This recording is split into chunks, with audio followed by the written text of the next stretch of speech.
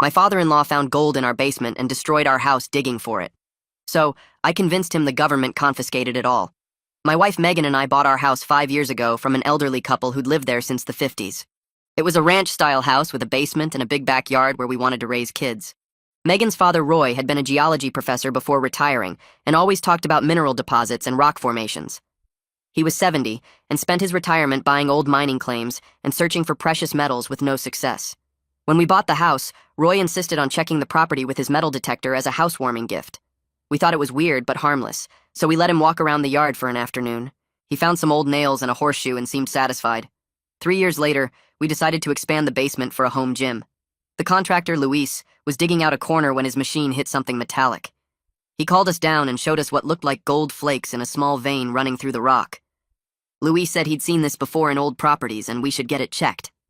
We had a sample tested quietly, and it came back as real gold. Not a lot, but maybe worth $50,000 if we excavated carefully. Megan and I decided to keep it secret and slowly extracted ourselves over time. We told Luis to continue the basement as planned, and we'd deal with the gold area ourselves later. That was our mistake because Luis mentioned something to his cousin, who worked with Roy's former colleague at the university. Within a week, Roy showed up at our door with mining equipment. He said he'd heard we might have found something interesting and wanted to help. We tried to play dumb, but Roy had already figured it out. He pushed past us and went straight to the basement, where he started examining the walls with a magnifying glass. He found the vein immediately and started shouting about the mother lode. We told Roy we wanted to handle this ourselves, but he said we didn't know what we were doing. He said one wrong move and we'd destroy the deposit. He said he'd been waiting his whole life for this. He actually started crying about destiny and second chances. Roy came back the next morning with a truck full of equipment. Jackhammers, picks, buckets, sifting screens, even chemistry equipment to test purity. He'd spent $15,000 in one day. When we tried to stop him, he reminded us that he'd paid for Megan's college and wedding, and this was how we could pay him back. He actually calculated interest and said we owed him $200,000. The gold might be worth $50,000 if we were lucky. Roy started working in our basement 12 hours a day. He'd show up at 5 in the morning and stay until dark. He knocked out walls we hadn't approved. He dug channels in the floor that flooded when it rained. He ran industrial equipment that shook the whole house and cracked the foundation. Our neighbors called the police about the noise, but Roy told them it was home renovation, and technically it was. After 2 weeks, Roy had extracted about $8,000 worth of gold dust and nuggets. The basement was destroyed. The foundation was compromised. The city inspector came by and nearly condemned the house. We had to pay $20,000 for emergency repairs just to make it safe. Roy didn't care because he was convinced there was more gold deeper down. He wanted to dig under the entire house. He brought in ground-penetrating radar and claimed he could see veins going in every direction. He started talking about buying the neighbors' houses to follow the gold. He tried to get a loan using our house as collateral since Megan was on the deed. The bank called us confused about why Roy was trying to borrow against our property. That's when I came up with a plan. I had my friend Diego, who worked for the state, come by in an official-looking truck. Diego wore a suit and carried a clipboard and introduced himself as being from the Department of Natural Resources. He told Roy that satellite imaging had detected unusual mineral extraction at our address. He said any gold found on residential property belonged to the state under the Mineral Rights Act of 1987, which I'd completely made up. Roy went ballistic, saying the government couldn't steal what he'd found. Diego stayed calm and said Roy could keep what he'd already extracted, but any further digging would result in prosecution. He handed Roy fake paperwork with official-looking seals and said the state would be monitoring the property. Roy tried to research the law, but I'd created a fake government website that confirmed everything Diego said. The site looked so real that Roy's lawyer told him to stop digging immediately. Roy spent the next month trying to fight the fake law. He went to the state capitol and demanded to see the Mineral Rights Department, which didn't exist. He wrote letters to congressmen about government overreach. He started a petition that no one signed because no one cared about his gold. 6 months later, while fixing a pipe that burst in the wall Roy hadn't touched, our plumber's hammer went straight through into a hollow space behind the foundation, revealing a cavern lined with gleaming veins of gold so thick they looked like tree roots. The geological survey we had done in secret estimated it at $12 million. I sit in my basement staring at the cavern opening the plumber accidentally created, watching gold veins glitter in the flashlight beam like some kind of cosmic joke. The geological survey Ralph completed in secret yesterday confirmed $12 million worth of gold, and I feel physically sick knowing what I've done to Roy. Megan stands beside me in complete silence, and I know we're both thinking the same impossible thought about how our little deception just became something way worse. The veins run through the rock like frozen lightning, thick as my wrist in some places, branching out in patterns that look almost alive. I move the flashlight beam across the cavern wall and watch the gold shimmer, and my stomach turns over because Roy spent 6 months fighting a fake law to get back to exactly this. Megan reaches out and touches one of the veins, pulling her hand back fast like it burned her. She looks at me with tears running down her face and doesn't say anything because there's nothing to say that makes this okay.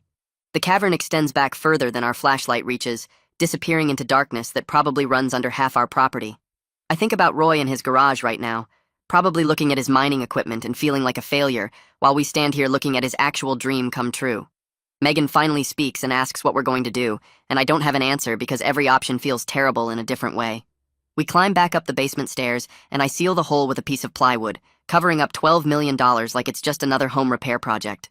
That night, Megan and I sit at the kitchen table until 3 in the morning, going through every possible option and hating all of them. Confessing means admitting we lied to her father for 6 months, destroyed his dream twice, and potentially face legal trouble for fraud and forging government documents. Staying silent means living with this secret forever, while we extract a fortune that Roy spent his entire retirement searching for. I write down the options on a piece of paper, like making a list will somehow make the choice easier. Option 1, tell Roy everything and deal with whatever happens. Option 2, keep quiet and take the gold. Option 3, tell Roy about the gold, but lie about the timing and the fake government stuff. Megan points out that option 3 won't work because Roy will ask questions we can't answer without more lies. She gets up and makes coffee even though it's past midnight because neither of us is sleeping tonight anyway. I ask her what she thinks her dad would do if we told him the truth, and she says he'd probably never speak to us again. She starts crying again and says her dad looked so happy last week when he told her he was finally at peace with everything. I remind her that Roy tried to take out a loan against our house without asking, that he caused $20,000 in damage and never offered to pay a cent. Megan snaps back that none of that matters because we're talking about stealing his life's dream right out from under him. We go in circles like this for hours, getting nowhere except more tired and more guilty. I spend the next 2 days calling Ralph back repeatedly, making him verify the survey results because surely this can't be real.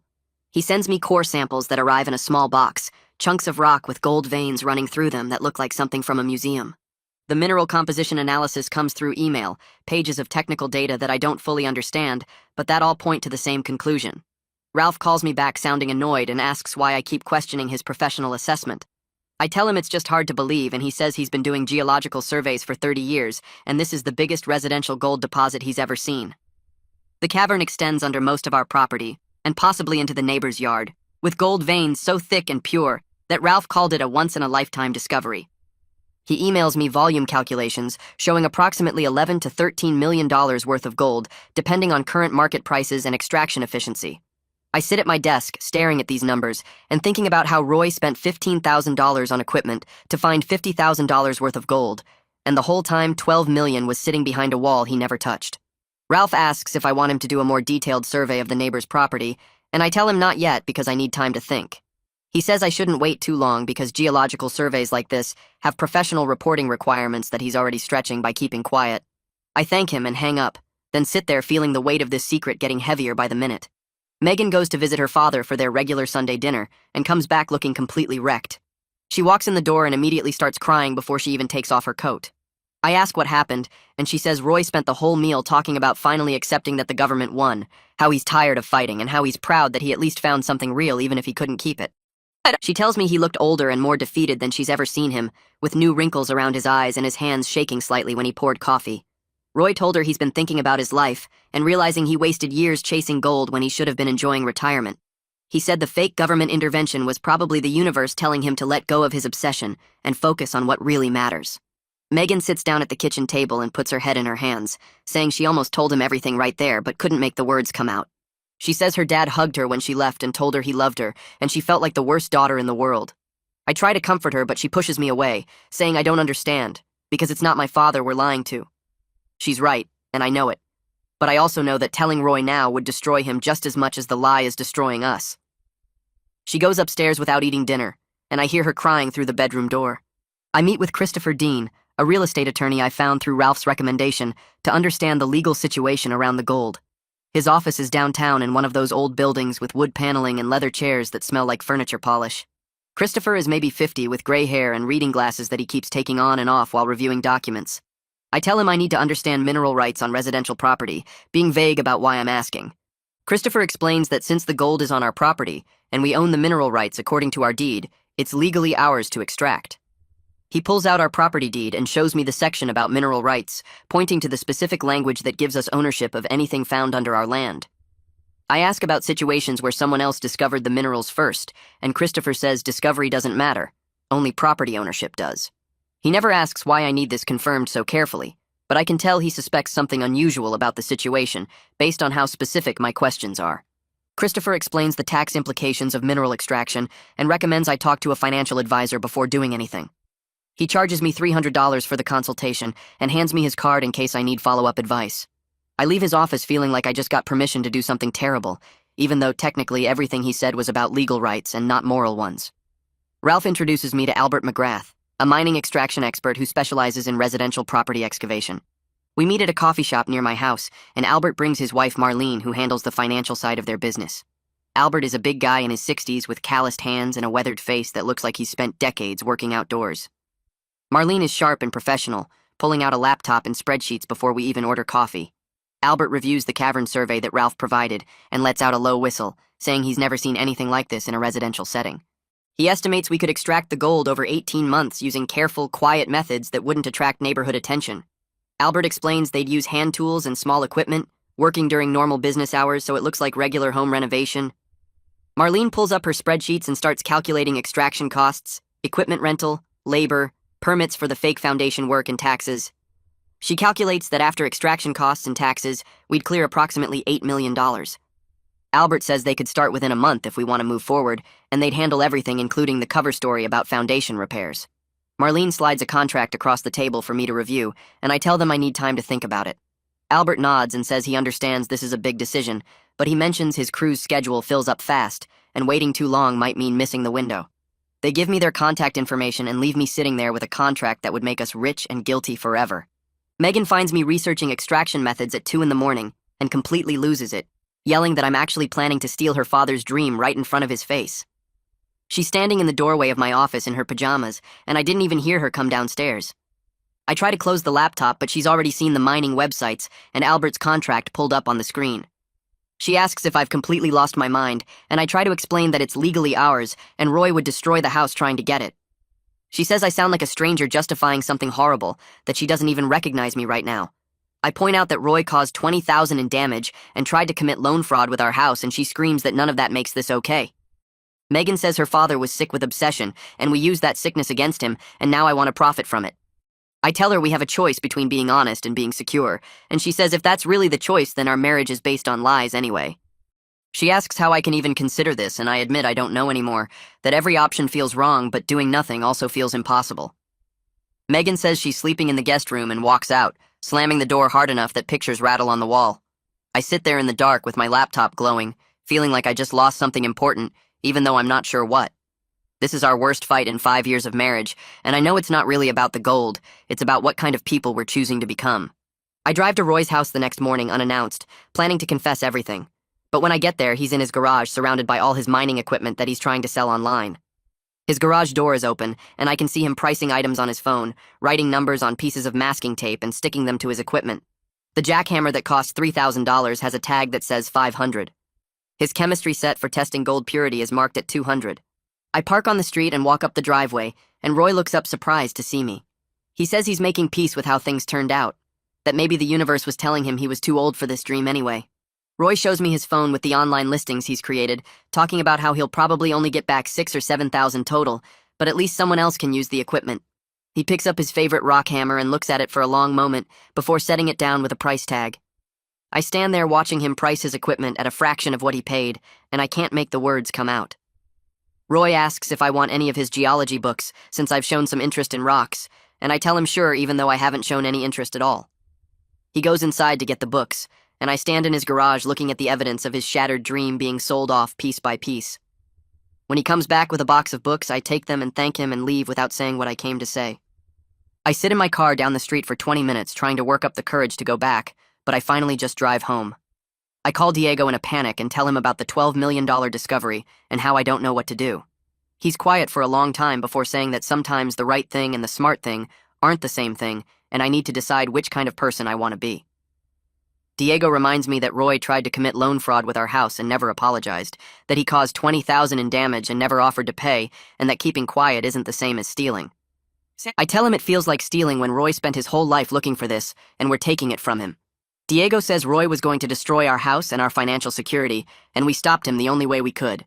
He points out that Roy is actually happier now than he was when he was obsessed with gold, that his health has improved and he's at peace. I ask if that makes the lie okay, and Diego says he doesn't know about okay, but maybe it's the least bad option in a situation with no good choices.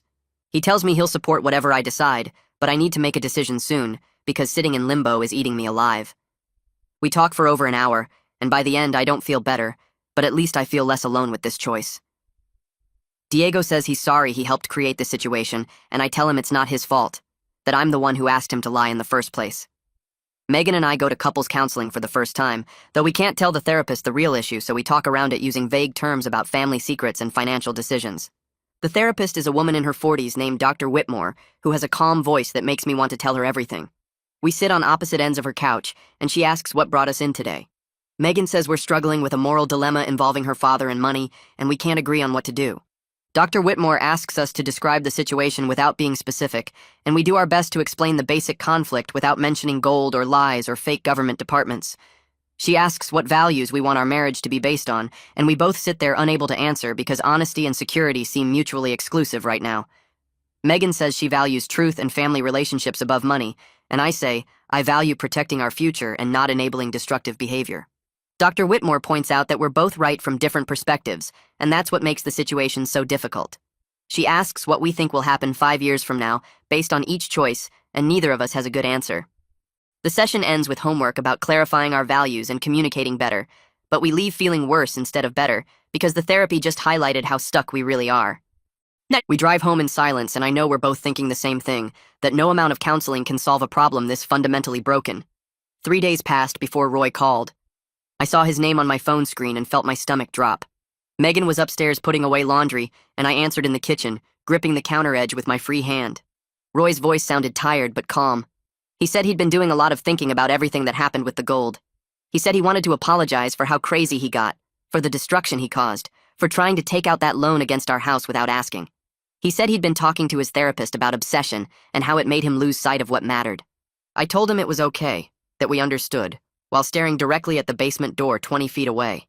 He said he was dropping his legal fight against the government because his lawyer finally convinced him it was pointless. He said maybe the universe was telling him something by taking the gold away. I made agreeing sounds and felt like the worst person alive. He asked if we could all have dinner soon to celebrate moving forward, and I said yes because what else could I say? After the call ended, I sat at the kitchen table for 20 minutes just breathing. Megan came downstairs and asked who called. I told her and watched her face go pale. She sat down across from me, and neither of us said anything for a long time. 2 days later, I got an email from someone named Albert McGrath with the subject line, Extraction Proposal. Ralph had given him my contact information. The email had 3 attachments. The first was a detailed plan for extracting the gold using specialized equipment that wouldn't make much noise. Albert explained they could install soundproofing panels in the basement and use vibration dampening systems that would make the work almost silent. The second attachment was from his wife Marlene, who handled financial planning.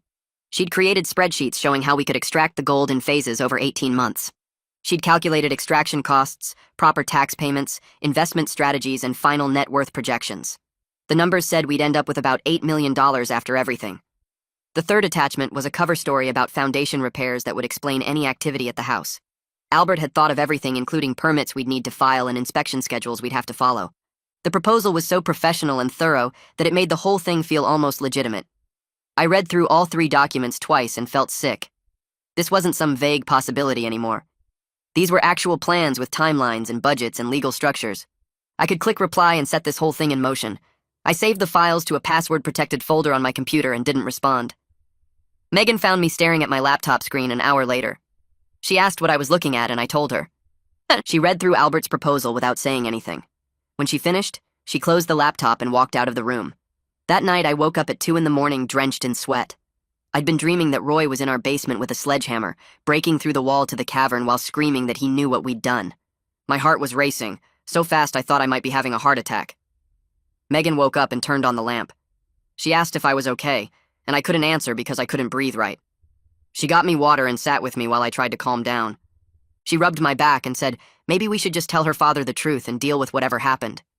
I asked if she really thought Roy would forgive us for lying to him for months about a fake government department. I asked if she thought he'd understand why we kept the $12 million discovery secret. She was quiet for a while before saying she didn't know. I asked if she thought confessing would make things better, or just destroy our relationship with him forever. She said she didn't know that either. I asked if she'd thought about the legal trouble we might face for creating those fake documents and the fake website. She said Christopher thought criminal prosecution was unlikely, but Roy could probably sue us. We sat there in bed at 2 in the morning going through all the same impossible options we'd been going through for weeks. Eventually, Megan turned off the lamp, and we lay in the dark, not sleeping. Roy called Megan the following week to invite us to dinner at this Italian place he loved downtown. He said he wanted to celebrate putting the gold obsession behind him and moving forward with his life. Megan accepted because refusing would have seemed strange. We got a babysitter even though we didn't have kids yet, which made me realize we were already thinking of excuses for future lies. The restaurant was nice with white tablecloths and candles on every table. Roy was already there when we arrived, looking more relaxed than I'd seen him in years. He hugged Megan and shook my hand and told us how good it was to see us. We sat down, and he immediately started talking about his new plans. He said he'd been thinking about taking up watercolor painting because he'd always wanted to try it. He said maybe he'd do some traveling, visit some national parks, finally enjoy retirement properly instead of chasing impossible dreams. He ordered wine and talked about maybe taking a cruise to Alaska to see the glaciers. Megan excused herself to go to the bathroom and was gone for almost 10 minutes. When she came back, her eyes were red. Roy didn't seem to notice. He kept talking about his modest future plans while I sat there barely able to eat my food. He asked about our lives, and we gave vague updates about work and the house. He said he was proud of us for being patient with him during his gold hunting phase. He said he knew he'd been difficult, and he appreciated that we'd supported him even when he was acting crazy.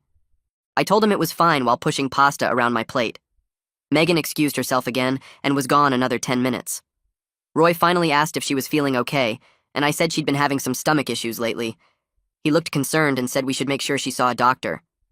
After dinner, Roy hugged us both and said he loved us. In the car, Megan cried the whole way home. I went down to the basement alone one night after Megan fell asleep. I took a flashlight and moved the boxes we'd stacked in front of the opening the plumber had made. I squeezed through into the cavern behind our foundation wall. The space was bigger than I'd realized, maybe 8 feet deep and stretching along most of the back wall. I shined the flashlight around and saw gold veins running through the rock like frozen lightning. They were thick and bright and beautiful and terrible. I stood there in that hidden space behind our house and understood for the first time why people used to go crazy during gold rushes. This wasn't just money. This was something that made you feel like you'd discovered a secret the earth had been keeping. I reached out and touched one of the veins. The gold was cold and smooth under my fingers. I thought about Roy spending his whole retirement searching for this. I thought about him finding that small vein in our basement and believing it was his destiny. I thought about him being right that there was more gold deeper down and how we'd stopped him from finding it with our lies. I used my keys to scratch off a small piece of gold about the size of a quarter.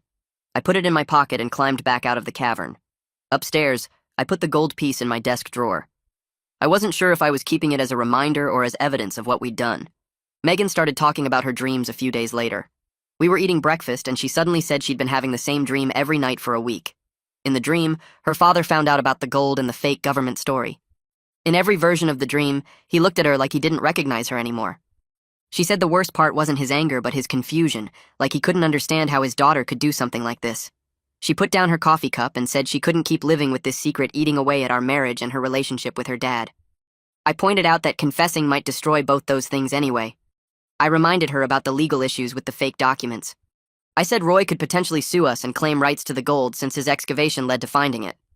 She said she knew all that, but at least the truth would be out. I asked her to really think about what would happen if we confessed. Roy would be devastated that we'd lied to him. He'd probably never trust us again. He might sue us and tie up the gold in legal battles for years. We might face fraud charges. And for what? So we could feel better about ourselves? She said maybe feeling better about ourselves mattered. I said maybe protecting our future mattered more. We went back and forth like this for over an hour. Every scenario we came up with had fatal flaws. Tell Roy about the gold but claim we just discovered it? He'd want to excavate it himself, and we'd be back to him destroying the house. Plus, he'd eventually figure out the timeline didn't make sense. Tell him the truth about everything? Destroy our relationship and possibly face legal consequences. Keep lying? Live with the guilt forever. We couldn't find a version of the truth that worked. Ralph called me at work the following Tuesday. He said he needed to know our decision soon about the extraction. He explained that the geological survey he'd conducted wasn't officially permitted because we'd asked him to keep it quiet. He said he was uncomfortable with the legal gray area, and his professional licensing required him to report major mineral discoveries to the proper authorities. He said he'd been willing to wait a few weeks for us to decide, but he couldn't sit on this information much longer.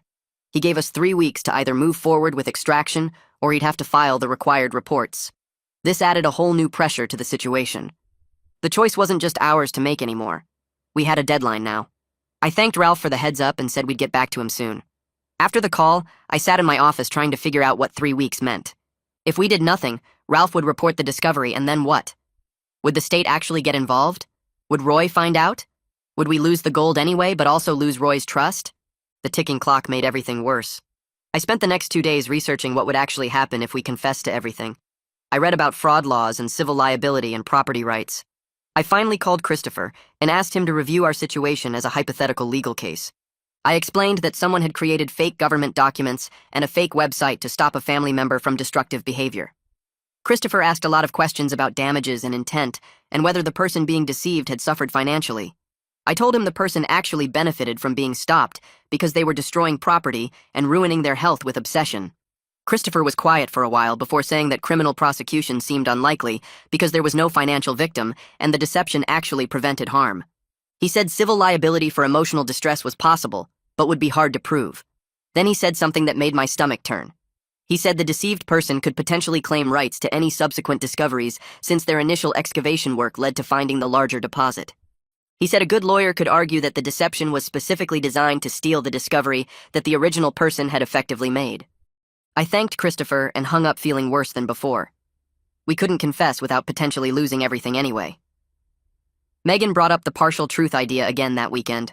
We were sitting in the living room and she said maybe we could tell Roy about the gold, but leave out the fake government intervention entirely. We could say the plumber just discovered it last month and we're still figuring out what to do. I walked through why that wouldn't work. Roy would immediately want to be involved in the excavation. He'd want to use his geology expertise. He'd probably want to move back in and oversee everything. We'd be right back where we started with him destroying the house. Plus, he'd ask questions about timing and permits and surveys. He'd wonder why we hadn't told him immediately. He'd eventually figure out that the timeline didn't match up with what we were saying.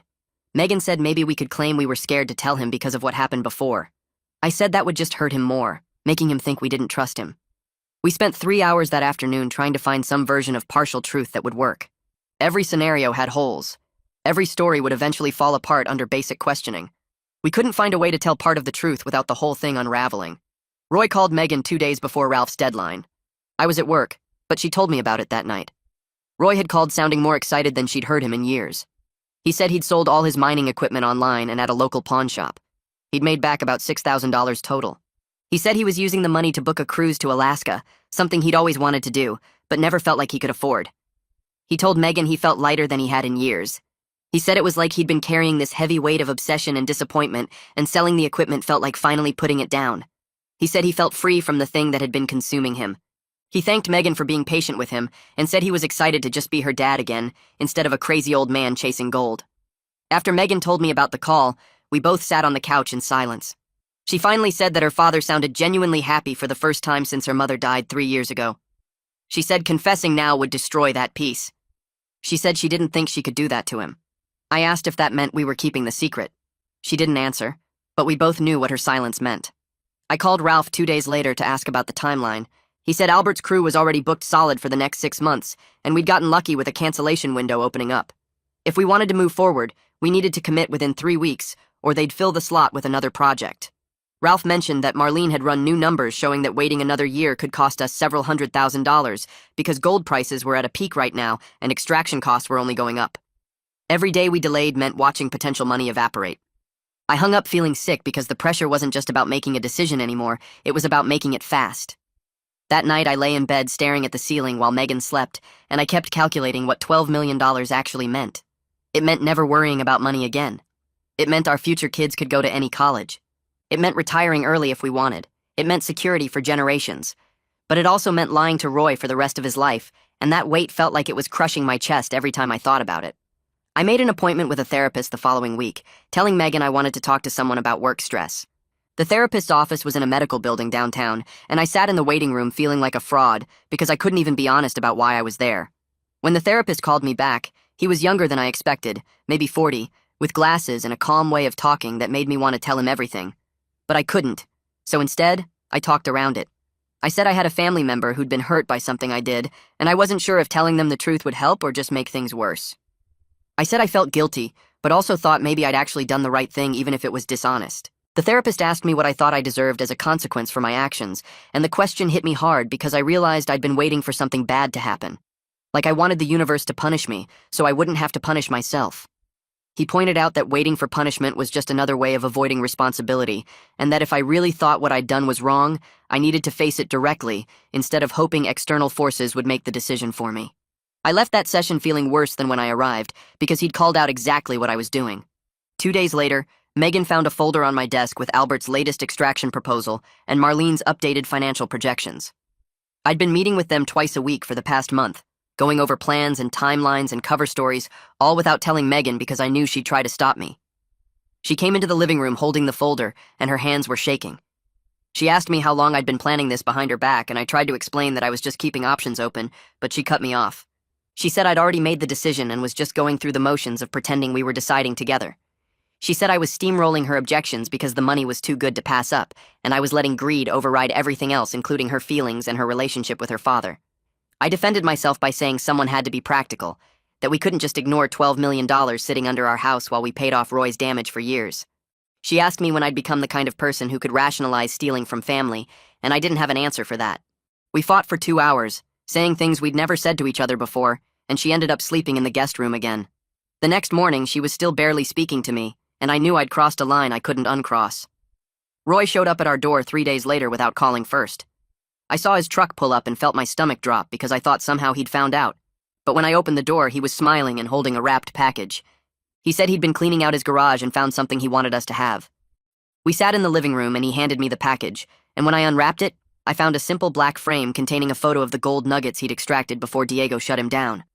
The nuggets were arranged on a piece of black velvet, maybe 20 of them ranging from pea-sized to marble-sized, and they gleamed in the photo. Roy said he'd gotten the photo printed at a professional place and wanted us to have it as a reminder. He said sometimes the journey matters more than the destination, and that he was grateful we'd supported him even when he was acting crazy about the gold. He said finding those nuggets had been one of the best moments of his life, not because of their value, but because he'd actually done it after years of searching. I held the frame and nodded and said something about how it was a great gift, while inside I was screaming at the irony of accepting this reminder of his dream while planning to take the fortune he never knew existed. Megan sat next to me on the couch, looking like she might throw up, and Roy hugged us both before leaving. After his truck disappeared down the street, Megan took the frame from my hands and put it face down on the coffee table because she couldn't stand to look at it. The plumber called me at work the next afternoon. I'd almost forgotten about him, but his voice on the phone made me remember that he'd seen everything when his hammer broke through into the cavern. He asked if we'd decided what to do about the additional repairs he'd noticed during the pipework, and I realized he was fishing to see if we were going to do anything about the gold. I told him we were handling it privately and asked if he could come by the house that evening to discuss some follow-up work. When he arrived, I had $5,000 in cash ready in an envelope. I told him we were concerned about property value issues and insurance complications related to what he'd seen, and I needed him to sign a non-disclosure agreement promising not to mention anything about the cavern or its contents to anyone. He looked confused and said he wasn't planning to tell anyone anyway, but I pushed the envelope across the table and said I'd feel better if we had something official. He counted the money, signed the paper I'd printed from a template Christopher had sent me, and left looking slightly dazed. I added his name to my mental list of people I'd paid or deceived to protect this secret, and the list was getting uncomfortably long. Megan told me she was pregnant on a Saturday morning in early March. We'd been trying for a year with no success, and I'd almost stopped thinking about it, but she came into the kitchen holding a pregnancy test with 2 pink lines. I hugged her and we both started crying, but the tears felt complicated because this should have been pure joy, and instead it was tangled up with everything else. She sat down at the kitchen table and said, "This changed everything because we weren't just deciding for ourselves anymore." She said $8 million would mean never worrying about college funds or medical bills, never stressing about money while raising our kid. But it also meant raising our child while living with this massive secret, teaching them values we'd violated, building their life on a foundation of lies. We sat there crying together for an hour, and neither of us knew if we were crying from happiness about the baby or sadness about what we were becoming. Later that night, Megan said she kept thinking about our kid asking where the money came from someday and having to lie to them the way we were lying to her father. She said she didn't know if she could do that, and I didn't know either, but we both understood the decision was getting harder to avoid. I spent the next week doing math that made me feel like a terrible person. I calculated that the foundation repairs Roy caused were going to cost us another $40,000 over the next 3 years to fully fix. The house was still compromised, and we'd need to either repair it properly or sell it at a loss. If we took the gold money, we could fix everything right, or we could sell the house and buy something better in a good school district. I calculated what $8 million invested conservatively would generate in returns, and the number was enough to live on without working. I calculated college costs for 1 kid, then 2 kids, then 3, and realized the gold money would cover all of it easily. Every practical argument pointed toward keeping quiet and taking the money. The moral arguments for confession were all abstract, about honesty and integrity and doing the right thing, but the practical arguments were concrete and immediate and about protecting my family's future. I started to feel like maybe the moral choice was actually taking care of my wife and child, and that telling Roy the truth would be selfish, putting my need to feel honest above their need for security. I knew I was rationalizing, but the rationalization started to feel convincing. A week later, Megan told Roy about the pregnancy during one of their regular phone calls. He started crying immediately, talking about being a grandfather and how this was what really mattered in life. He said he couldn't wait to take his grandkid on nature walks and teach them about rocks and minerals as a hobby, not an obsession. After Megan hung up, we both sat on the couch in complete silence for maybe 20 minutes. Finally, she said her father sounded genuinely happy for the first time since her mother died 3 years ago, and that confessing now would destroy that peace. She said she didn't think she could do that to him. I asked if that meant we were keeping the secret, and she didn't answer, but we both knew what her silence meant. I signed the contract with Albert 2 days before Ralph's deadline expired. The paperwork was thick and official, laying out an 18-month extraction timeline with payments structured to look like contractor fees for foundation work. The cover story was that we'd gotten a settlement from Luis for faulty original work, and we were using that money to do extensive repairs. Albert's crew would work during normal business hours to avoid suspicion, using soundproofing and careful techniques to minimize noise and vibration. Marlene had set up a financial structure that would let us pay taxes properly on the gold as it was extracted, making everything technically legal, even if the circumstances were morally questionable. I sat at Christopher's office with the contract in front of me and a pen in my hand, and I thought about calling Megan to ask one more time if this was what we wanted. But I knew if I called her, she'd tell me to stop, and I'd already made the decision in my head even if I hadn't admitted it out loud. I signed my name on 6 different pages, initialed another dozen spots, and handed the paperwork back to Christopher. He shook my hand and said we were doing the smart thing, protecting our family's interests. I walked to my car feeling like I'd just sold something important, but I couldn't figure out exactly what it was. The Alaska cruise was Roy's idea of celebration, and he insisted on paying for all 3 of us, even though we tried to tell him it was too much. We flew to Seattle and boarded a ship that would spend 7 days sailing up the Inside Passage, stopping at small towns and glacier viewing points. Roy was completely different from I'd ever seen him, relaxed and happy, taking photos of everything with a cheap camera he'd bought specifically for the trip. He pointed out geological formations along the coastline, talking about volcanic activity and glacial erosion with academic interest instead of gold-seeking obsession. When we stopped at a glacier, he stood on the deck with Megan and talked about how ice could shape entire landscapes over thousands of years, how patient natural forces could create beauty without anyone trying to extract value from it. He talked about his plans to be an involved grandfather, maybe teaching our kid about rocks and minerals as a hobby, taking them on nature walks to look at ordinary stones instead of searching for precious ones. Megan and I smiled and took pictures and played along while feeling like complete frauds the entire trip. At night in our cabin, I'd lie awake thinking about Albert's crew starting work in 3 weeks, beginning the extraction that would pull $12 million from the cavern Roy had been standing on top of without knowing. The ship rocked gently, and I could hear Roy's voice from dinner talking about how letting go of the gold obsession had given him his life back. And I wondered if we'd just made the biggest mistake of our lives, or the most practical decision we'd ever face. We got back from the cruise on a Tuesday afternoon, and I pulled into our driveway to see a white van parked in front of the house with Albert's company logo on the side. My stomach dropped because we'd told him to start in 3 weeks, not immediately. Megan saw the van too and grabbed my arm hard enough to leave marks. We walked to the front door and heard equipment running in the basement, the kind of low mechanical hum that meant serious work was happening. Albert met us at the top of the basement stairs with his clipboard and a professional smile. He said his crew had an opening in their schedule, and he wanted to get started on the foundation repairs right away, especially since the permit had come through faster than expected. I hadn't applied for any permit, but I nodded like this made sense. Megan stood next to me frozen, and I could feel her wanting to say something, but the words wouldn't come out. Albert walked us downstairs and showed us the soundproofing panels they'd installed against the walls, the vibration-dampening mats on the floor, and the equipment they'd positioned to look like foundation repair tools. Everything was covered with tarps and plastic sheeting that made it look like a legitimate construction project. Two of Albert's crew members were setting up what looked like concrete mixing equipment, but I knew it was actually for processing and sorting the gold. Albert explained the cover story in detail, how they'd tell anyone who asked that we were doing emergency foundation stabilization after discovering additional structural damage during inspection. He handed me a fake permit that looked completely official, with city seals and signatures and a project timeline. Our neighbor Carol knocked on the door 20 minutes after we got home. She was holding a casserole dish and asking about all the construction noise she'd been hearing. I looked at her friendly, concerned face and delivered the rehearsed explanation about foundation problems that the inspector found during routine maintenance.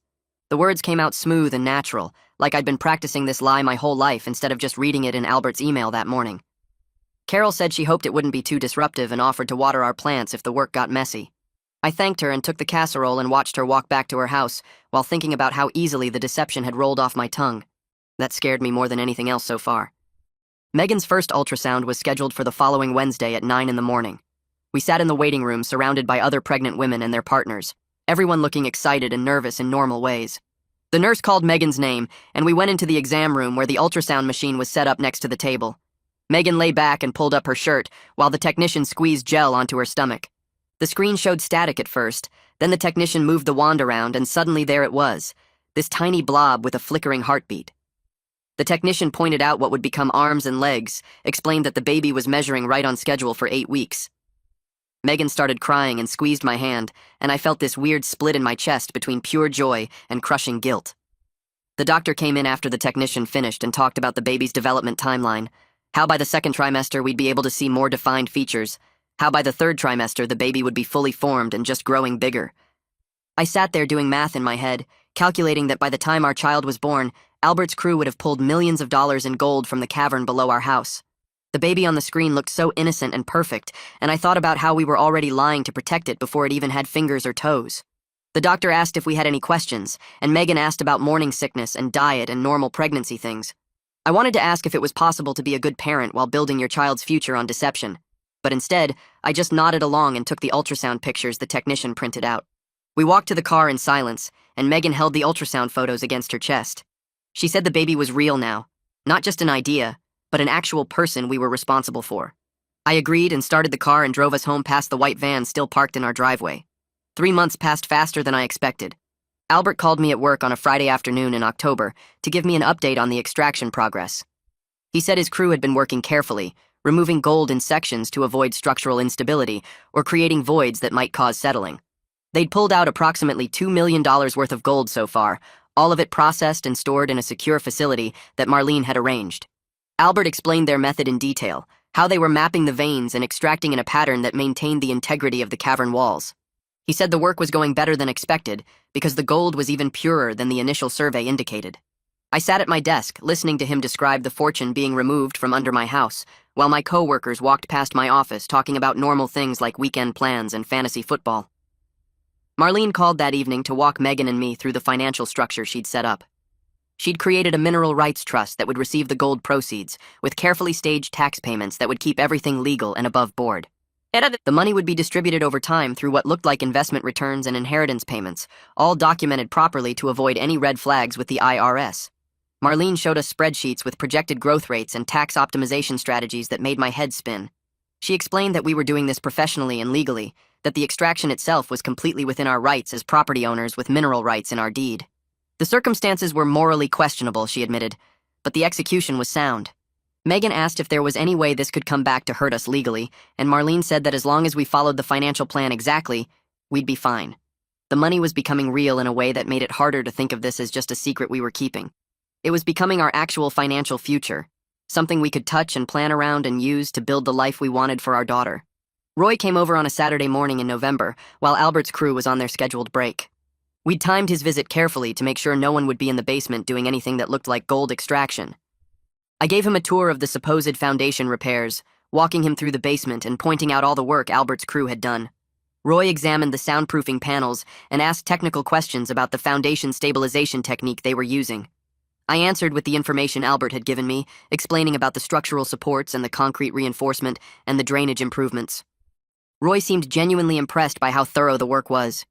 He ran his hand along one of the walls and said it looked like we'd finally hired people who knew what they were doing.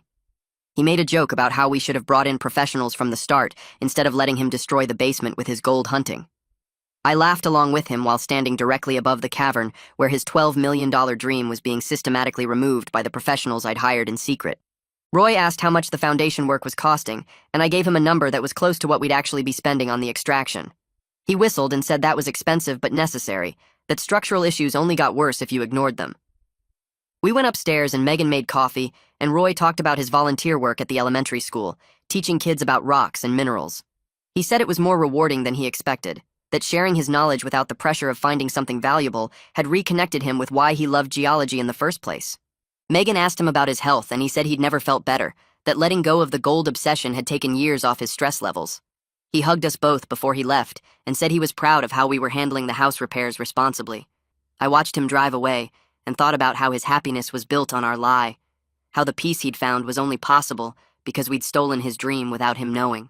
Megan started showing in her second trimester, and with the visible pregnancy came a depression that her doctor initially attributed to hormones.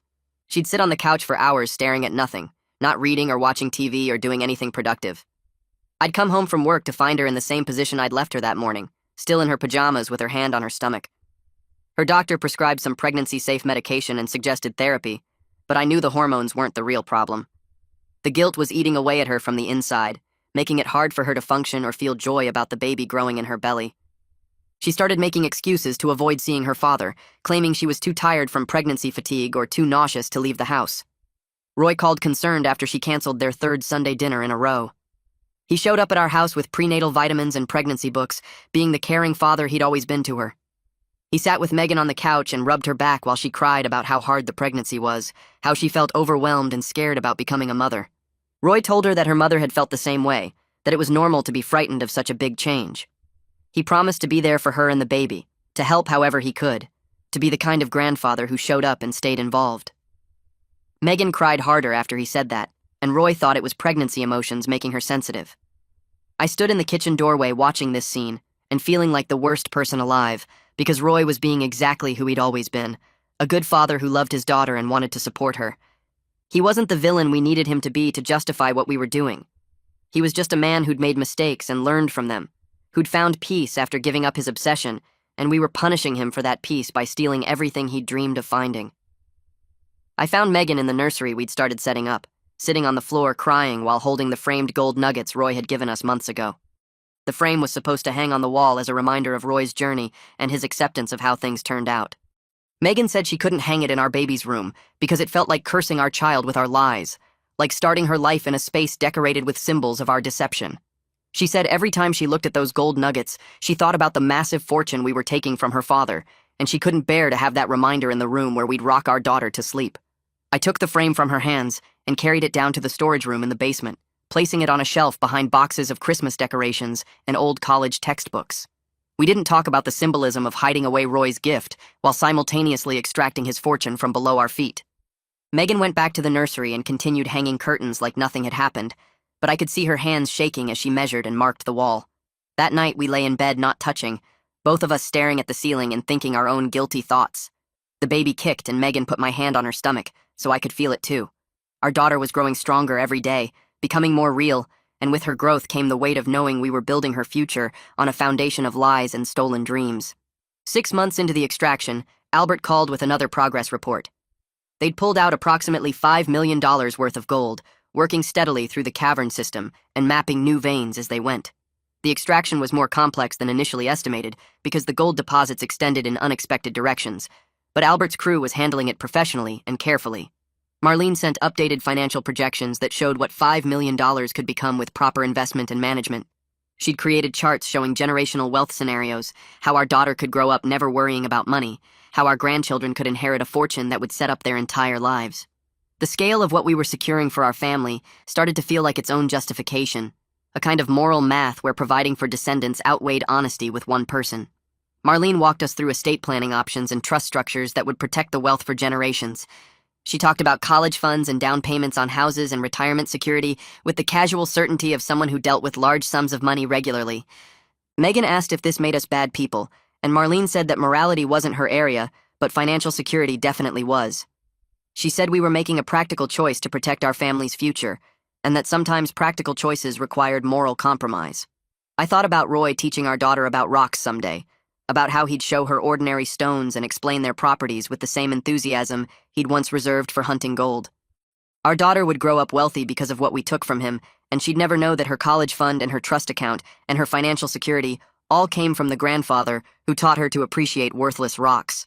The disconnect between those two realities felt impossible to reconcile, but the money kept growing in accounts that bore our names and our daughter's name, making it harder to imagine any other choice we could have made.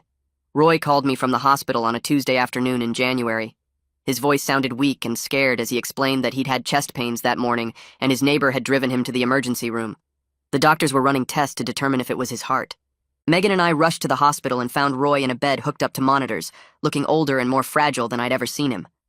The doctor came in while we were there and explained that the chest pains were anxiety-related, not a heart attack, but Roy's stress levels were concerning for someone his age. The doctor asked about Roy's lifestyle and stress factors, and Roy explained that he'd actually been living a very peaceful retirement lately, that he'd let go of old obsessions and found contentment in simple things. The doctor seemed pleased and said that Roy's relaxed attitude was probably what had prevented more serious health issues, that reducing stress at his age was one of the best things he could do for his longevity. The doctor literally said that Roy's new peaceful lifestyle had probably added years to his life. Megan and I sat there listening to this, while knowing that Roy's peace came from believing the government had taken his gold, that his relaxed attitude was built on our lie. Roy squeezed Megan's hand and said that giving up the gold hunt was the best decision he'd made in years, that chasing that dream had been slowly killing him, and he hadn't even realized it. He said he was grateful for how things turned out, even though it had been painful at the time. The doctor left, and Roy dozed off from the medication they'd given him. Megan and I sat in the hospital room in silence, both of us thinking the same disturbing thought that we couldn't say out loud. Our deception might have actually helped him. By stopping his destructive gold hunting and making him believe he'd lost everything to the government, we might have saved his life. That realization didn't make the guilt go away, but it added a new complicated layer to it, a sense that maybe we'd done something terrible that accidentally resulted in something good. Albert called in February with news about an unexpected challenge. The gold veins extended further than the original survey indicated, running past our property line and into the neighbor's yard. He'd brought in additional ground-penetrating radar to map the full extent of the deposits, and the results showed that we'd only extracted about half of the total gold available. The rest was technically on Carol's property, the neighbor who'd brought us casserole when the extraction started. Albert said we had two choices: either stop at our property line and leave millions in gold untouched, or find a way to access Carol's property to continue extraction. I called Christopher and explained the situation, asking what our legal options were. Christopher said that if we wanted to continue extraction, we'd need to either get Carol's permission, which would require explaining everything, or purchase her property outright. He asked if there was any chance Carol might be willing to sell, and I remembered her mentioning several times that she was thinking about moving to assisted living. Her house was too big for her to maintain alone since her husband died, and she'd been looking at senior communities closer to her daughter. I talked to Megan about making an offer on Carol's house, and she looked at me like I'd suggested something insane. She said we were already running a secret mining operation under our own house, and now I wanted to buy the neighbor's property to expand it. I pointed out that we'd come this far, and leaving millions in gold untouched seemed wasteful, especially since Carol wanted to sell anyway. Megan asked when this had become about the money, instead of just protecting our house from Roy's destruction. I didn't have a good answer for that. We made Carol an offer the next week, a fair market price that was actually slightly above what comparable houses in the neighborhood were selling for. Carol accepted immediately, thrilled to have a buyer so quickly and grateful that we'd let her stay until she found the right assisted living facility. She hugged us both and said it was wonderful that we were investing in the neighborhood, that having good neighbors like us made her feel better about leaving. We closed on Carol's house in March, signing papers and transferring ownership, while Albert's crew waited to begin extraction on the new property. The whole process felt surreal, like we were playing house with millions of dollars and no one was stopping us. Christopher handled all the legal paperwork and made sure everything was documented properly. Marlene adjusted the financial structures to account for the additional property and the expanded extraction operation. Albert's crew started working from both properties, accessing the cavern system from 2 different entry points to speed up the extraction process. They'd work in our basement for a few hours, then move equipment through a connecting tunnel they'd dug to Carol's basement, then back again. The scale of the operation had grown beyond anything I'd imagined when we first discovered the cavern. We weren't just keeping a secret anymore. We were running a covert mining operation across 2 properties, managing a crew of workers, maintaining elaborate cover stories, and processing millions of dollars through complex financial structures. The complexity of it all made backing out feel impossible even if we wanted to. We were too deep into the deception, too committed to the extraction, too invested in the fortune we were building. Carol moved out in April, heading to a nice assisted living place near her daughter in Arizona. She left us a key and asked us to check on the house occasionally until we decided what to do with it. Albert's crew moved in the day after she left, setting up full-time extraction operations in her basement without any neighbors close enough to hear or question the work. I stood in Carol's empty living room watching Albert's team carry equipment through her front door, and I realized we'd crossed another line I hadn't known existed. We'd gone from homeowners protecting our property to operators of an illegal mining operation, from people keeping a secret to people actively expanding that secret into new territory. The weight of what we were doing felt heavier with each decision, but the money kept growing and our daughter kept developing and Roy kept living his peaceful retirement, and somehow all of that made it impossible to stop. Megan's water broke 3 weeks early while we were having dinner at Roy's place. We rushed to the hospital with Roy following in his truck, and the next 12 hours were a blur of contractions and breathing exercises and nurses checking monitors. Roy sat in the waiting room the whole time, refusing to leave even when we told him to go home and rest. When our daughter finally arrived at 6 in the morning, tiny and red-faced and screaming, Roy came into the room and started crying the moment he saw her. He held her with hands that shook slightly, talking softly about teaching her to identify different types of rocks and how the earth was millions of years old and full of wonders. I watched him cradle our baby girl and thought about the millions of dollars sitting in financial accounts, money that would pay for her education and her future and everything she'd ever need. She'd grow up wealthy because of what we took from him, and I couldn't decide if that made us good parents or terrible people. Roy kept whispering to her about geology field trips and nature walks, completely unaware that his granddaughter's trust fund already held more money than he'd see in 10 lifetimes. We named her Evelyn after Megan's mother, and when we told Roy he had to sit down because he was crying so hard.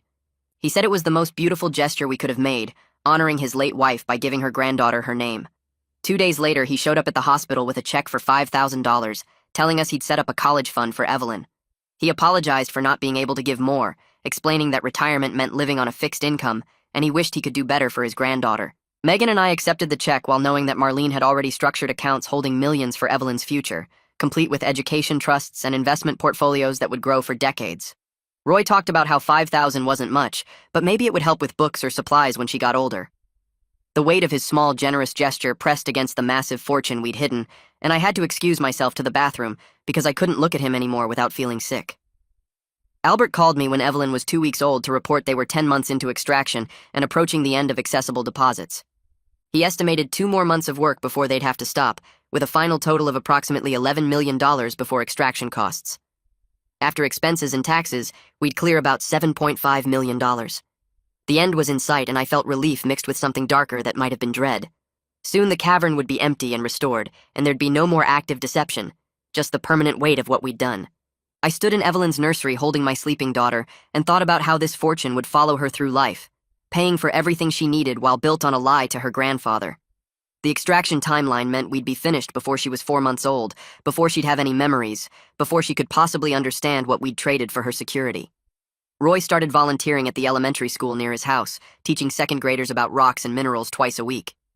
He'd come over after his sessions and tell us excitedly about how the kids loved looking at specimens under magnifying glasses and learning to identify different types of stones.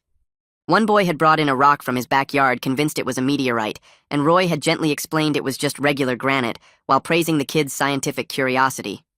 He said it reminded him why he'd become a geologist in the first place, back before he got obsessed with finding valuable deposits and forgot that rocks were interesting just for being rocks.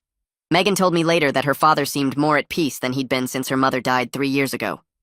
We were forced to admit that the fake government intervention had probably saved him from himself, stopped him from spending his retirement digging holes and chasing dreams that would have killed him from stress.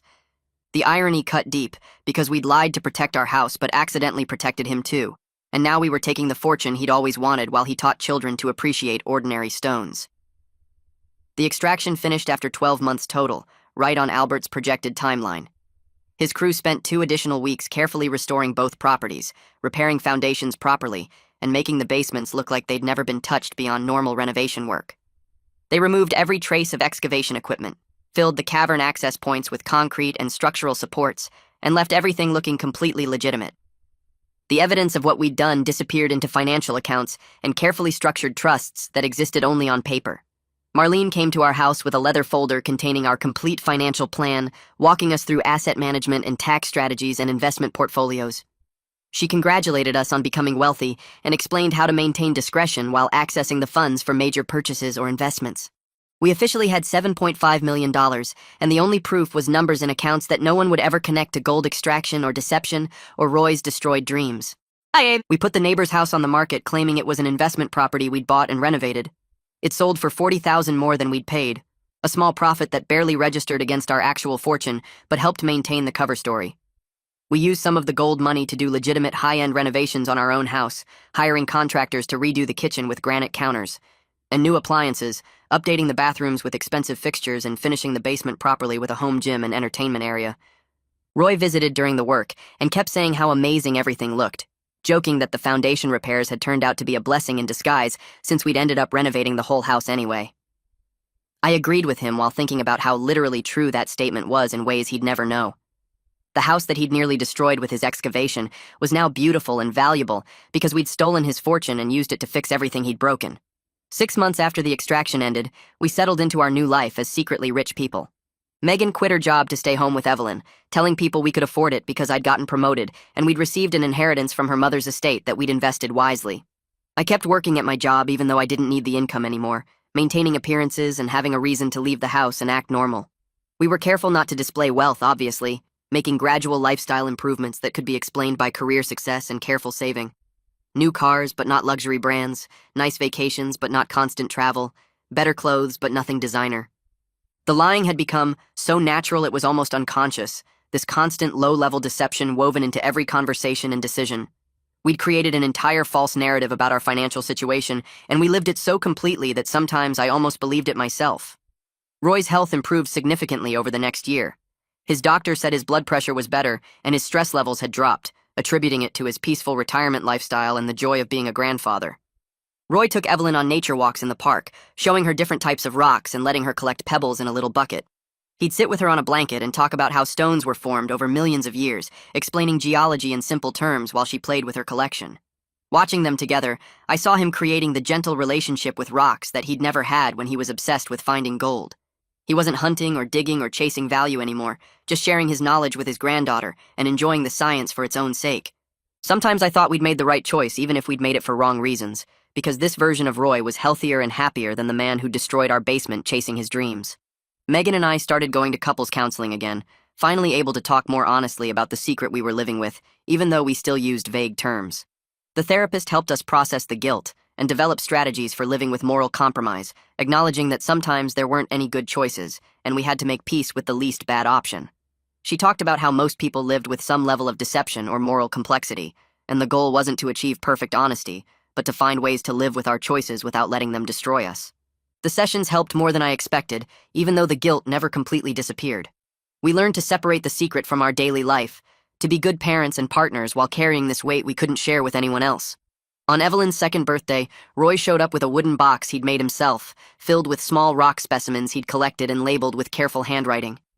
Each stone had a tag explaining its geological properties, where it came from, and what made it interesting. He knelt down and showed Evelyn the collection, letting her touch each rock while he told her about it in simple words she could understand. Then he looked at both of us and said that the real treasure in life wasn't what you found in the ground, but the people you shared discoveries with. That he'd spent too many years chasing valuable things and almost missed what actually mattered. Megan and I exchanged glances across the birthday cake and presents, and I saw in her eyes the same complex mix of guilt and relief and acceptance that I felt every day. I sat with Marlene in her office downtown while she walked me through the trust documents, page after page of legal language that would lock away Evelyn's future until she turned 25. The structure was complicated on purpose, designed to teach her about money gradually through smaller distributions at 18 and 21 before she got full access to the principal. Marlene explained how we'd tell Evelyn when she was older that the money came from successful investments I'd made and an inheritance from Megan's mother's estate that had grown substantially over the years. She'd created fake investment statements going back a decade, showing a portfolio that grew steadily through careful management and lucky timing. The paperwork looked completely real, backed by actual accounts that existed and held the gold money we'd extracted. I signed the documents while thinking about how we were planning lies that would last decades, building a foundation of deception that would outlive Roy and maybe even outlive us. Marlene handed me copies of everything in a leather folder and told me to keep them somewhere safe, somewhere Evelyn wouldn't find them until we were ready to explain. I left her office carrying the folder and feeling like I was carrying evidence of a crime that hadn't been prosecuted yet. 3 months later, I got a call from Roy saying he was retiring from the elementary school volunteer program. He'd been teaching there for 3 years, showing kids how to identify different types of rocks and explaining geological processes in ways that made science exciting. The school principal called to invite us to a small ceremony they were holding to honor Roy's contributions. Megan and I sat in the back of the elementary school cafeteria, watching Roy stand at a podium in front of about 50 kids and their parents. He talked about how teaching children to appreciate ordinary rocks had taught him more than finding gold ever could, how sharing knowledge was the real treasure, and how he'd finally learned that lesson after wasting years chasing valuable things underground. The kids gave him a card they'd all signed and a framed photo of the rock collection he'd helped them build for their science classroom. Roy cried a little while thanking them, and I sat there feeling the weight of the irony crush down on me because everything he was saying was genuinely true, but also completely built on our lie. After the ceremony, Roy took us to dinner and talked about how free he felt now that he'd let go of his obsession, how teaching had reminded him why he loved geology in the first place. Megan held my hand under the table while her father talked, and I knew we were both thinking the same thing about how we'd destroyed his dream to save him from destroying himself. 2 weeks later, we were on a plane to Hawaii, using money from the gold to book a luxury resort on the Big Island, while telling Roy we'd gotten an incredible deal through a vacation package Megan's work was offering. Roy brought his rock hammer and collection bags, excited to see volcanic formations and black sand beaches. Evelyn was 4 years old now, and genuinely interested in rocks, because Roy had been teaching her since she could walk.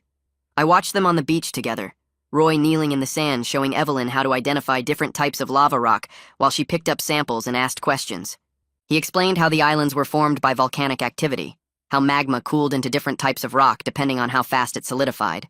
Evelyn listened carefully and added rocks to her little collection bag, and Roy looked happier than I'd seen him since before we bought the house. We spent a week exploring the island, visiting volcanic craters and geological sites, with Roy treating it like an educational adventure instead of a treasure hunt. On our last day there, standing on a cliff watching the ocean, I felt something shift inside me. Not forgiveness or absolution, but a kind of acceptance that we were living in the consequences of our choice and making the best of it. Roy had his health and his happiness, and his relationship with his granddaughter, and we had our secret and our guilt and our fortune. The two things existed together, inseparable, and I had to find a way to live with that. Back home, I started making anonymous donations to geological education programs, sending money to universities for scholarships and to schools for science equipment. I donated to mining safety organizations and environmental groups that studied mineral extraction impacts.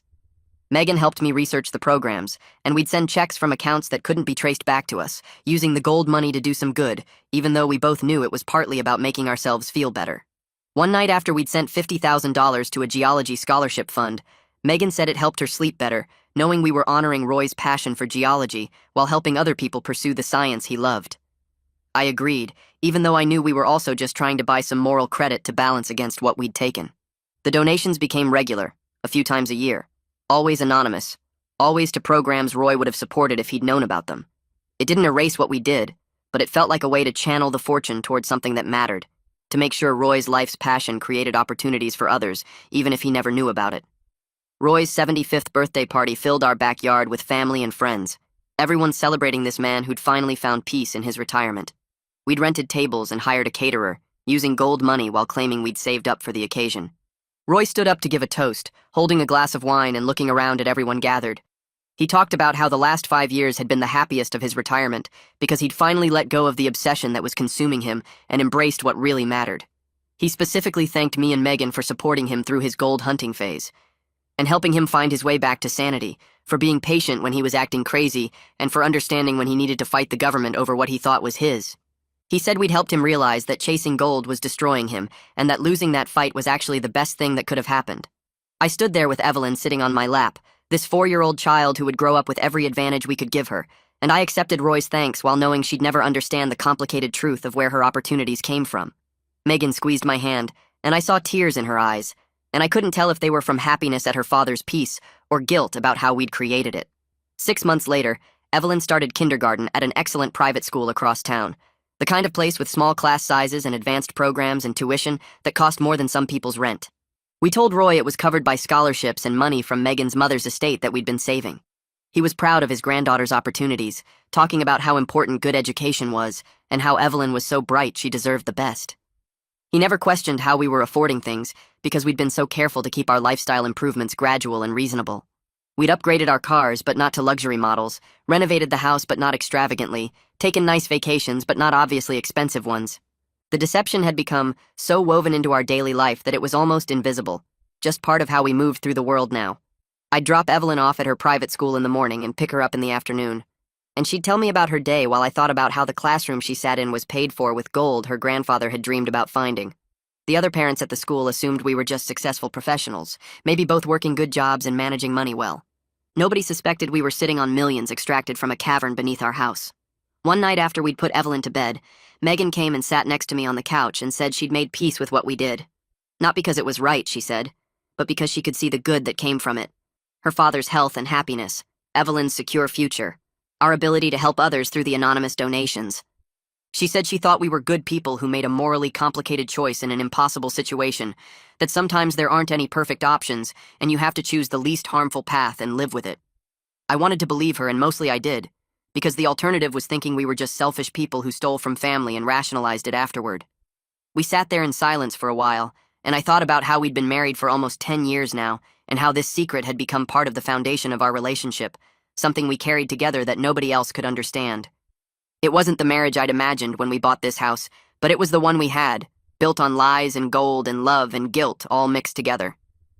Roy called a few weeks later, excited to tell us about a new friend he'd made, another retired geology professor named Harold who lived nearby.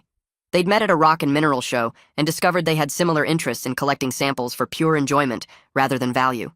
Roy started going on hiking trips with Harold every weekend, exploring local formations and collecting specimens they'd analyze together later.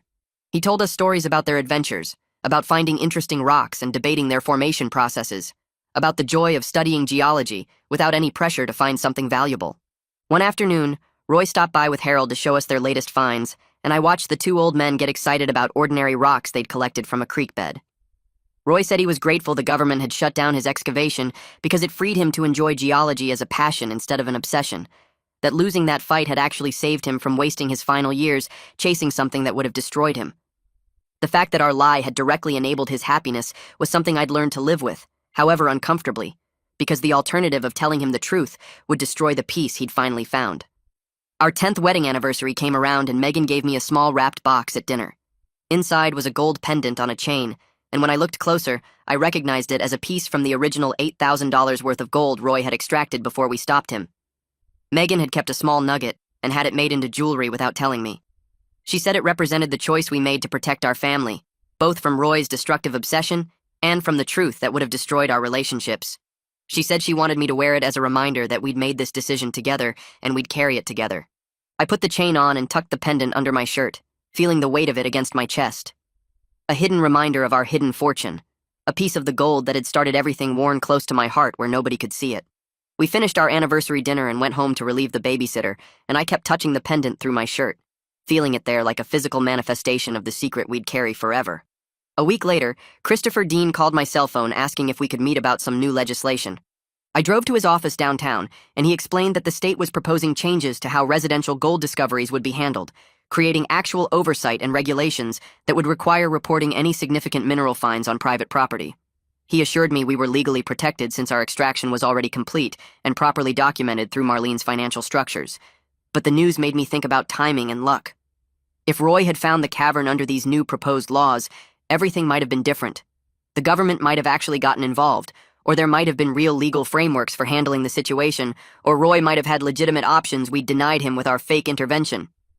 Christopher said not to worry about it, that the laws wouldn't be retroactive and our situation was completely resolved. I thanked him and left his office, driving home while thinking about how we'd gotten away with it partly through our own planning, but also partly through pure timing, finding the gold in a legal gray area that let us extract it quietly, before anyone established rules that might have prevented it. I got home from Christopher's office and found Evelyn sitting at the kitchen table with one of Roy's old geology textbooks open in front of her, the pages showing colorful diagrams of rock layers and mineral formations. She looked up at me with those serious eyes that reminded me so much of Roy and announced that she wanted to be a geologist when she grew up, just like Grandpa. Megan was standing at the counter and I saw her hand freeze on the coffee pot, both of us caught completely off guard by this declaration from our 7-year-old. Roy had been teaching Evelyn about rocks since she could walk, showing her his collection and explaining different types of stones they found in the backyard, but this felt different because she was choosing his passion as her own future. The next weekend, Roy showed up with bags from the science store, pulling out a real geologist's hammer, a magnifying loupe, and a field identification guide for kids.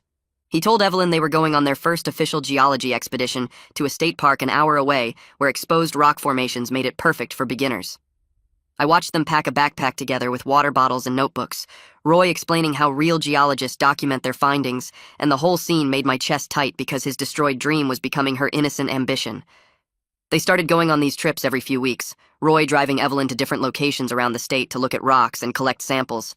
She'd come home filthy and excited, showing us pieces of quartz or limestone or whatever they'd found, repeating facts Roy had taught her about how old the rocks were and what conditions formed them. Megan and I would smile and act interested, while privately thinking about the irony of our daughter falling in love with the same subject that led to our massive deception and hidden fortune. Roy bought Evelyn a proper rock tumbler for her birthday and set it up in his garage so they could polish stones together. I'd pick her up from his house and find them both bent over the machine, Roy explaining how erosion worked while Evelyn asked questions that showed she was actually understanding the concepts. The bond between them grew deeper every month, built entirely on this shared passion for something that had nearly destroyed our family and made us rich through lies. 3 months after that conversation with Christopher, Marlene called to schedule a meeting about our annual financial review. Megan and I drove to her office downtown and sat across from her polished desk while she pulled up spreadsheets showing our investment performance. The original $7.5 million after taxes had grown to $8.9 million through the careful strategy she'd implemented, diversified across stocks and bonds and real estate investments that generated steady returns. Marlene walked us through each account, explaining how the wealth management had exceeded expectations because we'd been disciplined about not touching the principal and letting compound interest work. She congratulated us on our patience and asked if we wanted to start thinking about estate planning for Evelyn's inheritance, since proper structures now could save significant taxes later. The conversation felt completely surreal because we were sitting in this professional office discussing how to pass on millions of dollars to our innocent daughter, who had no idea her college fund and future inheritance came from gold we'd stolen from her grandfather's discovery. Marlene pulled out sample trust documents and started explaining options for when Evelyn would get access to different portions of the money. Talking about educational trusts and age-based releases like this was normal family planning instead of organizing a fortune built on deception. Megan asked questions about how we'd explain the money to Evelyn eventually, and Marlene suggested we could tell her it came from smart investments and an inheritance from her grandmother, which was technically true if you didn't mention the $12 million in gold that funded those investments. We left her office with folders full of estate planning documents to review, and I drove home thinking about how we were now planning decades ahead for how to maintain this lie across generations. 2 weeks later, Roy called Megan sounding tired and said he'd been having some chest pains and shortness of breath that his doctor wanted to check out. We met him at the hospital where they ran tests and determined it was heart-related issues common for his age, nothing immediately dangerous but requiring monitoring and probably medication. The doctor explained that Roy's heart wasn't pumping as efficiently as it should, and they wanted to do some additional cardiac imaging to see if there were any blockages. Roy sat in the hospital bed making jokes about getting old and falling apart, but I could see the worry in his eyes because his own father had died of a heart attack at 78. We stayed with him through all the tests, and when the cardiologist came back saying Roy needed a specialized cardiac procedure that his insurance would only partially cover, I felt Megan's hand grip mine under the blanket. The out-of-pocket cost would be about $15,000, which was money Roy didn't have in his retirement savings. I told the doctor we'd handle it, and Roy started to protest, but I said it was family, and we weren't discussing it, while internally knowing I was paying for his medical care with money from the gold fortune he'd discovered. We quietly covered the entire procedure cost and worked with the hospital billing to make it look like his insurance had better coverage than it actually did. Roy recovered well over the next few weeks, getting his energy back and joking that he was too stubborn to let a weak heart slow him down when he had a granddaughter to teach about rocks. The ability to help him without him knowing brought this weird mix of relief that we could actually do something good with the money and another layer of guilt because we were literally using his gold to save his life without him ever knowing. Megan and I hadn't had a weekend alone together since before Evelyn was born, always focused on parenting and managing our secret and keeping up normal appearances. Roy offered to take Evelyn for the whole weekend so we could get away, and we booked a cabin 2 hours north in the mountains where we had no plan, except to finally talk honestly about everything. We sat on the cabin's back deck the first night with wine and the forest around us, and Megan started crying before either of us said anything because we both knew what this conversation needed to be. I asked her if she regretted what we did, and she said she regretted that we had to do it. But given the choice again, she'd probably make the same decision because the alternative was watching her father destroy himself in our house. We talked about the guilt that never really goes away, how I still sometimes wake up at night thinking about Roy standing in his garage selling his mining equipment while millions in gold sat hidden under our basement. Megan admitted that every time Evelyn talks about becoming a geologist, she feels sick because our daughter's dreams are built on the same passion we betrayed in her grandfather. We acknowledged that we could never undo what we did, that confessing now would destroy more relationships than it would heal, and that we'd chosen to live with being the kind of people who did this.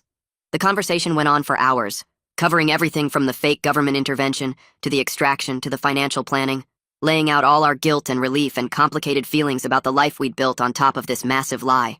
By the end of the weekend, we hadn't found redemption or forgiveness, but we'd found something like peace with our choice, an acceptance that we were going to carry this secret together, and do the best we could with the fortune while honoring Roy in every way except the one that mattered most.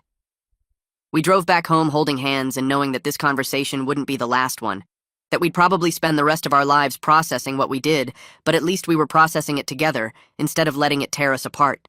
Evelyn's 8th birthday party was at our house with a geology theme because of course it was, the decorations showing rock formations and mineral specimens.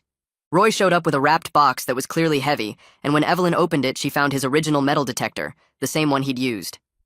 When we first bought the house 5 years ago that had found nothing but old nails and a horseshoe in our yard. Roy knelt down next to her and explained that this metal detector had been with him on his first searches for treasure, and now he wanted her to have it for her own adventures.